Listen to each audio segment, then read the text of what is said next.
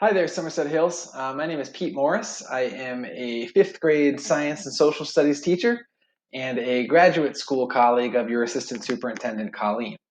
So, one of the things that we're trying to get the hang of this year in every school district is how to incorporate educational technology to benefit student learning. I've always been a big proponent of using ed tech and incorporating it as much as possible, with the understanding that it is there to bolster student learning and not just using tech for the sake of using tech, which I know can sometimes be tempting. So what I wanted to do as someone who really believes in the power of educational technology is just share some of the platforms and the tools that I think can really benefit student learning, whether in a remote setting or a in-person setting or some kind of a hybrid setup. It doesn't really matter. Um, so one of the tools that we're going to talk about, the tool that we're going to talk about today is called EdPuzzle. And EdPuzzle, what it is a video editing software. So for our students today, they've grown up watching YouTube. And using video as a means to connect with these kids, I think is really beneficial, and it really allows us to work with them on their level. So what EdPuzzle does is it can take videos, YouTube videos, or videos from other platforms, and it allows you as the teacher to turn them into a lesson or an assessment. So you can customize the videos, you can add questions to them, you can add your own audio recording to it, you can have the students answer, like I said, multiple choice questions or open-ended questions when we're talking about questions here. And you can really turn that video into the lesson itself as opposed to just a supplement to the lesson. So let's take a look. So we're going to go here to edpuzzle.com.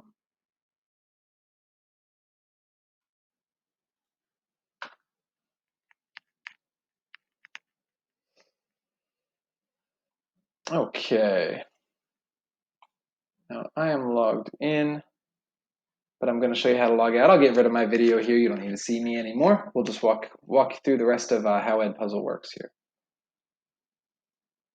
So I'm going to log out. This is what you'll see if you go to EdPuzzle without having signed in before. Just like all of these platforms that at least we've talked about in these videos and so many more, EdPuzzle integrates seamlessly with Google.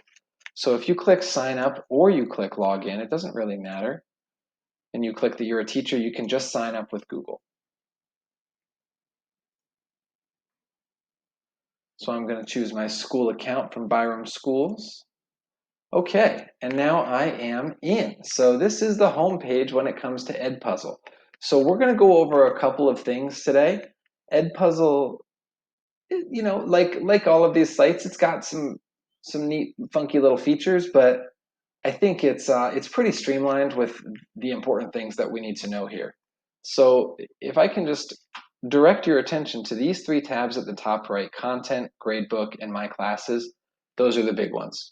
That's really that's the guide to using this site. So what we're going to do today is I'm going to show you how to create a class.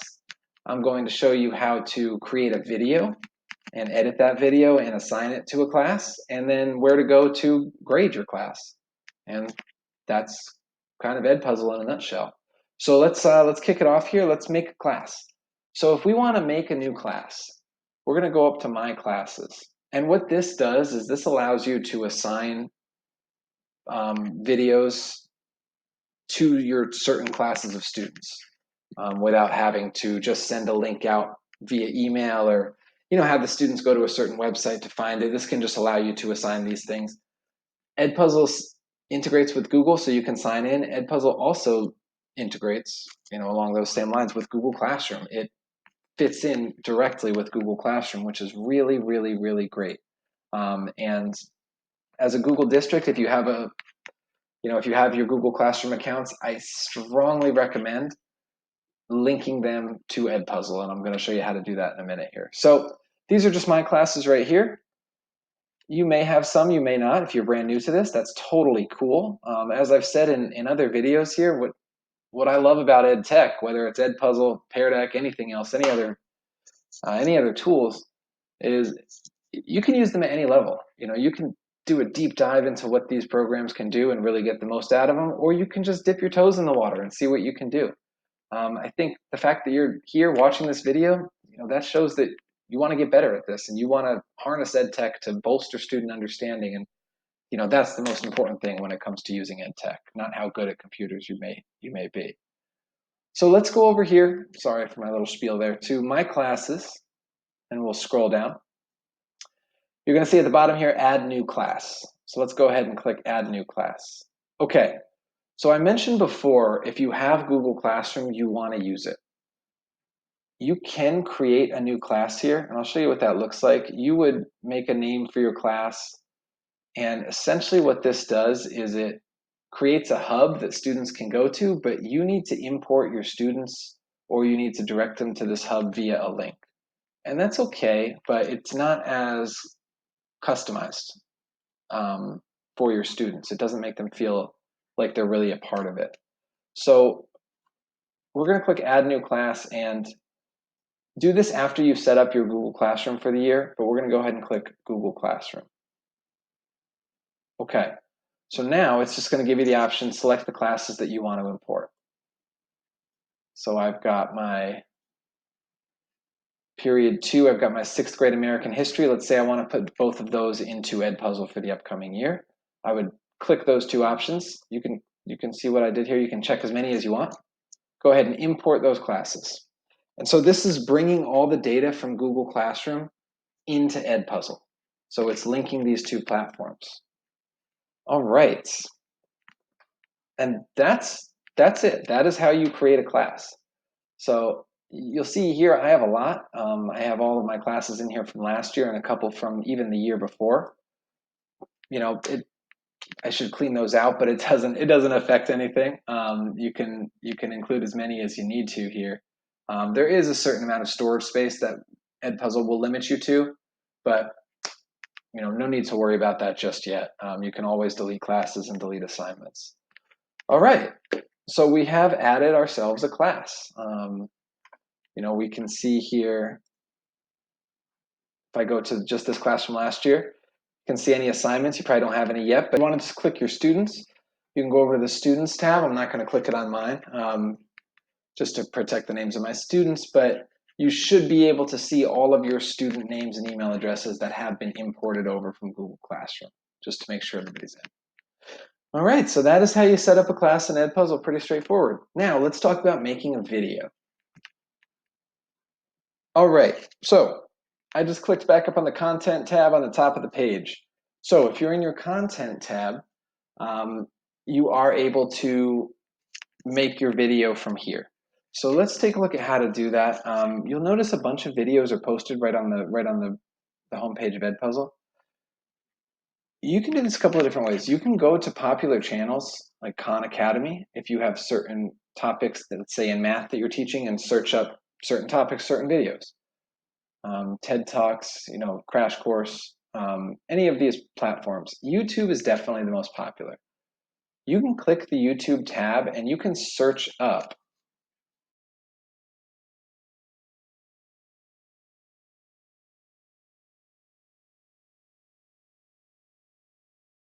any YouTube video on a certain topic, right? So that kind of helps you search. Now, if you have a specific video in mind that you want to use, and this is usually how I use this, you can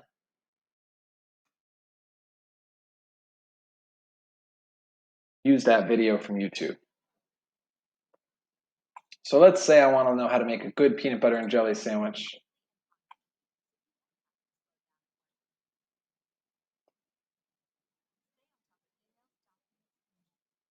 And I have this great video right here.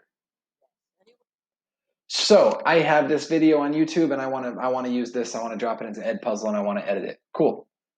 All I have to do is copy my link, go back to the search content bar, paste it, and my video pops right up. So here we are. I have selected a video. This is where it takes you. Once you select a video, you're going to see this screen. This is where you edit your video. There's a couple of things that you can do here. Really, there's only 3, and of those 3, there's only 2 that you can actually use. You can cut your video if you'd like, meaning you can shorten it from the beginning or from the end. You can't take specific pieces out in the middle. This feature, if you're using a YouTube video, is disabled.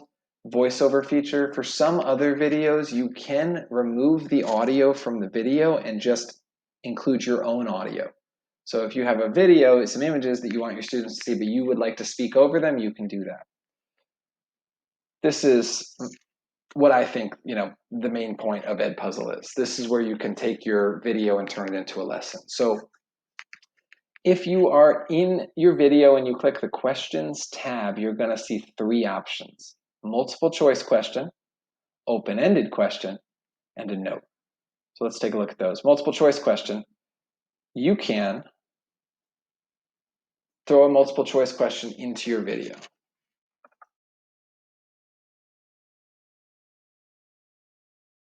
What is the best type of jelly? Grape? Apple. And you can add more answer choices if you'd like here. Carrot. Yeah. The key here is to make sure that you have the green check mark selected for the correct answer and the red X selected for the wrong answers. Because what EdPuzzle will do is, as students answer this question, it grades it automatically for you. So let's say, cool, I like that question. All right. Down here, you'll notice this little teardrop. This has my question. So if you can see my screen right now, I'd be looking at what the students would see. 6 seconds into the video stops, and this multiple choice question pops up. For the kids, it wouldn't have the little green arrow. They would have to choose that, but then they would know immediately if they were correct or not. So let's take a look at the open-ended question.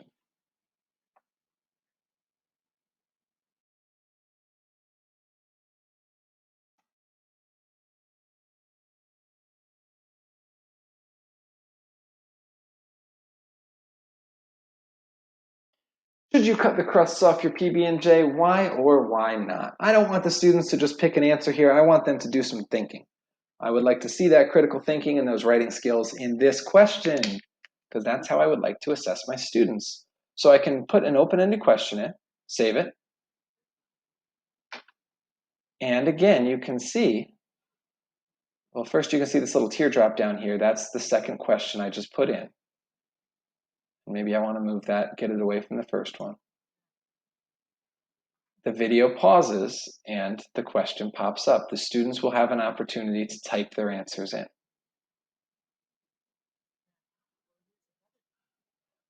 Finally, notes. You have a couple of options here. You can type in a note.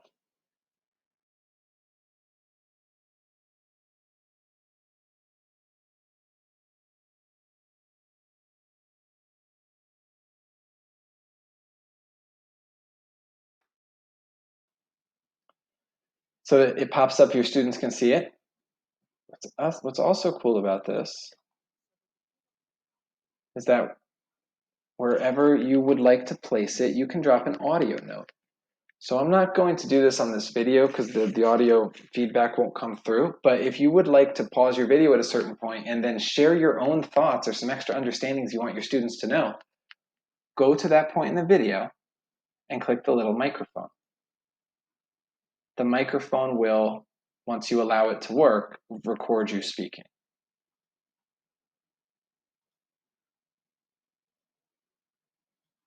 All right.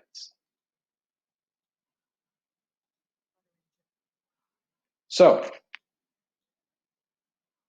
those are the 3 options we have with regard to specific questions. Now, I definitely recommend watching your video first and then maybe a second time. And as you go through it the second time, think about where you would like to place these questions.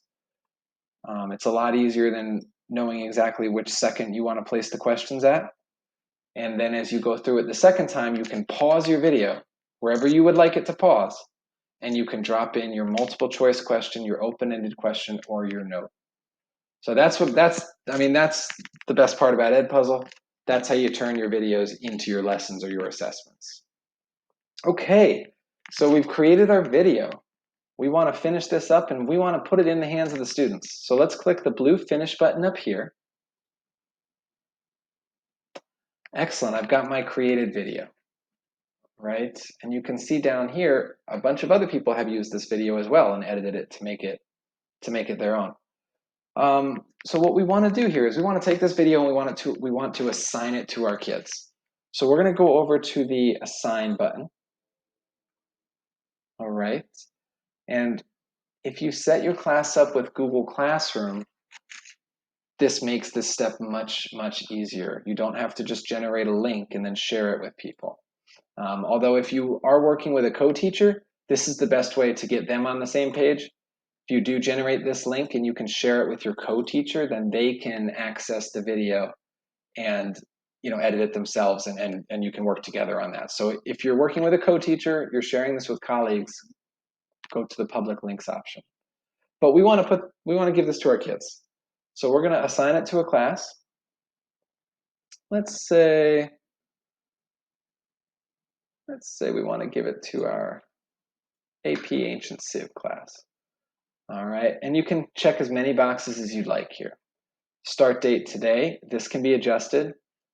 Here's another cool feature. You can create a due date. So let's say, my students are coming in tomorrow on Wednesday and I would like this to be done by Thursday. I can create the due date to be Thursday, September 3rd. I would just want to save that. And now your students have a due date. There's a couple of options on this screen too that let you customize the video to an extent. Prevent skipping. The default option for prevent skipping is on, which I love personally. It doesn't let your students skip through the video. So they have to sit and watch the whole thing. They can't just skip through it. You can choose to turn on closed captions. This, just gives that little visual assistance to some viewers who may need a little help, maybe can't gain all that understanding through just the audio. I mean, honestly, when I watch Netflix, I turn on the CC. Sometimes it just helps to see the words come across the screen as well. And post to Google Classroom. You can choose to post your assignment directly to Google Classroom. This way the students don't need to go to edpuzzle.com to see the assignment. It just shows up right in their stream. Again, totally syncs with Google Classroom.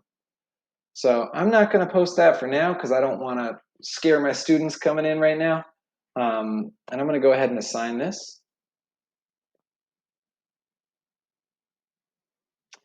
And now you can see here my students that have been assigned this video. I can see they haven't done anything with it yet. They haven't watched it. They haven't turned it in, obviously. And I can go ahead and choose to post it in Google Classroom if I'd like to do that after the fact.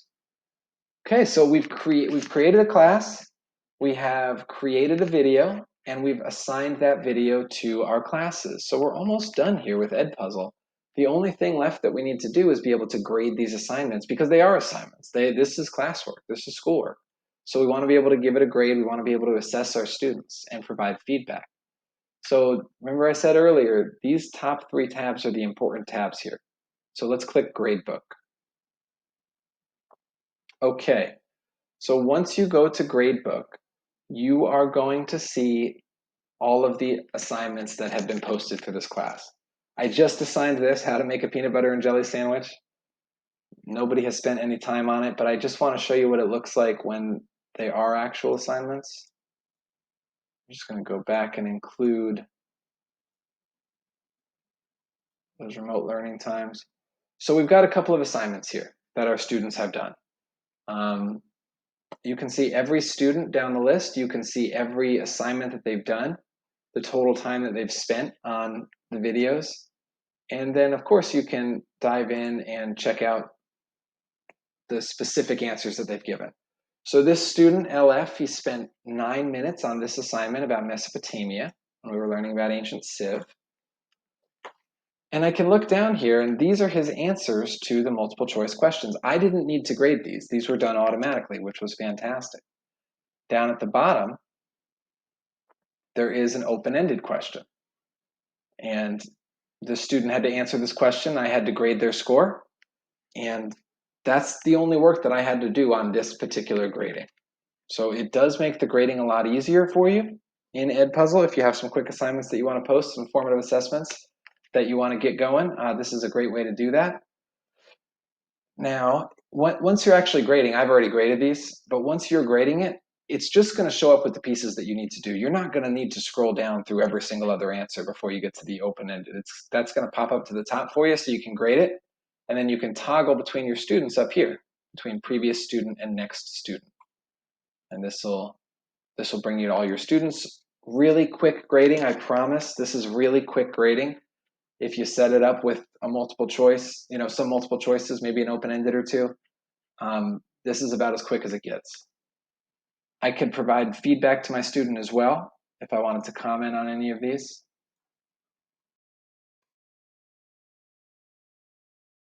By just clicking that comment button, and then a comment shows up for my student. All right. Once I grade each of these assignments, I do not need to press, a button or do anything that sends these grades back to my students. It saves it automatically in EdPuzzle. All they would need to do is click that link in Google Classroom or go back to EdPuzzle to see their score, and that is it. So that is EdPuzzle. Again, really great tool, pretty simple tool. It is fairly streamlined here, but again, it definitely takes some playing with and some getting used to, just like any tech tool. So if you're playing with EdPuzzle and you get stuck, or anything, there's something you don't quite understand, please feel free to reach out. I'm more than happy to answer any questions.